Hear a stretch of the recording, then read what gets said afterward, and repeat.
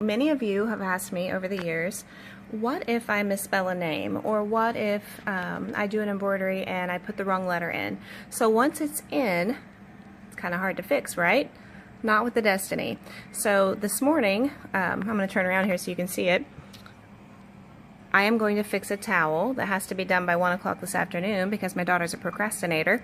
And we spelled her boyfriend's mom's name, E-Y, for Stacy instead of I-E.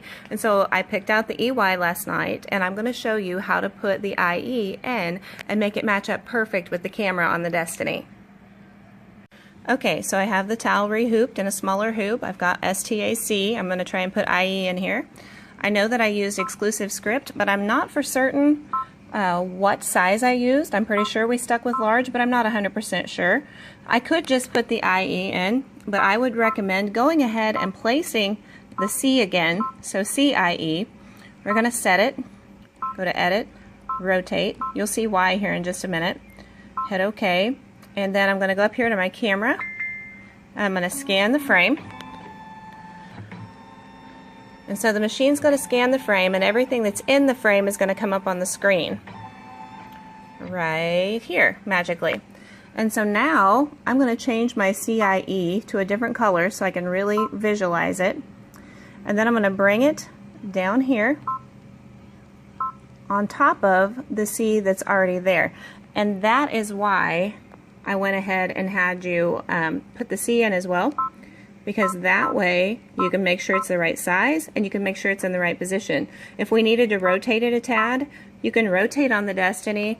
I went to Edit and I hit Rotate by 90 degrees, 10 degree, 1 degree, or even 0.1 degrees. So if I needed to tip that little guy just a little bit to make him fit a little better, I could do that. And see, let me see here if I can zoom in just a little bit.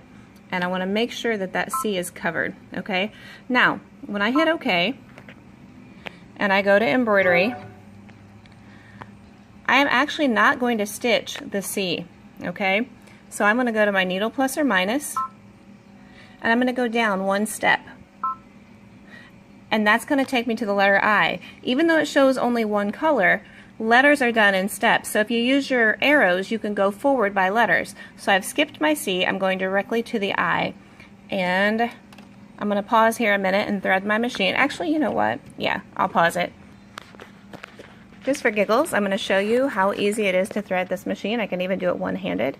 You go under and back, around, down, up. Uh-oh, notice my door is closed here, so I need to make sure that my foot is up. So if I hit that twice, it now raises that to the right position.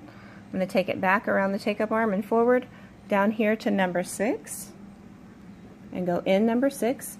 A lot of my ladies have a hard time seeing this piece, so I tell them just to come up against the edge of your light cover and roll across into position around to the side of the machine and cut the thread off by bringing it forward into the thread cutter. At that point, you can hit your threader button, which is right here, and voila, it's magic. Okay, so I've already skipped to my letter I. I'm going to hit OK here, and now all I have to do is put some topping on and put the foot down and push start.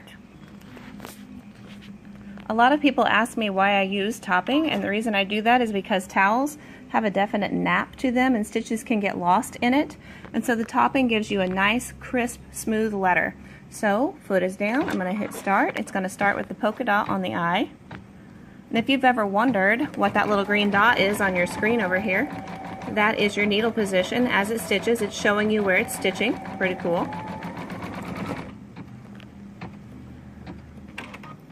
And what you'll see is that letter I is going to be exactly where we asked it to be. By putting the C in, the I lines up perfectly with the C that's already there. Even though we skipped it, we used it for placement purposes. How awesome is that?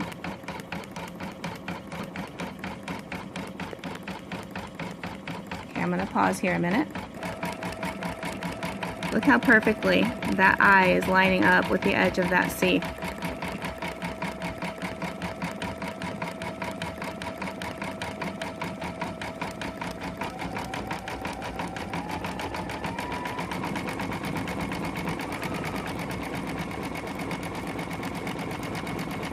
A few more little facts about the Destiny.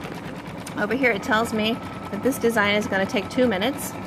Up here it tells me that I will be 2 minutes into a 3-minute design at the end of this. Now we skipped the C, which obviously took a minute. I have 885 stitches sewn out of 1444, and that it is a one-color design. The whole design is going to be 1.78 by 2.33 inches. Now this position right here tells you where you're at, and that design is actually centered. Obviously it's 0.0 up and 0.0 to the right of the center axis.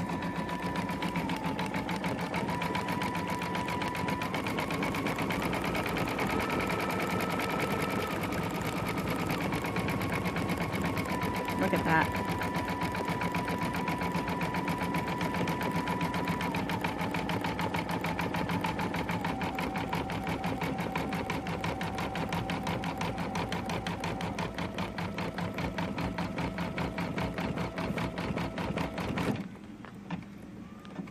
Taking the final stitches, it cuts, flips out that jump stitch, so you don't have any jump stitches to trim on the Destiny. Tells me that it's all finished. See his happy smiling face over there. I lift my hoop up. There's a lever under here that I raise. You see that? And then I just pull the frame out like this. And when I pull this away, you can see that it looks like it was spelled correctly all the while.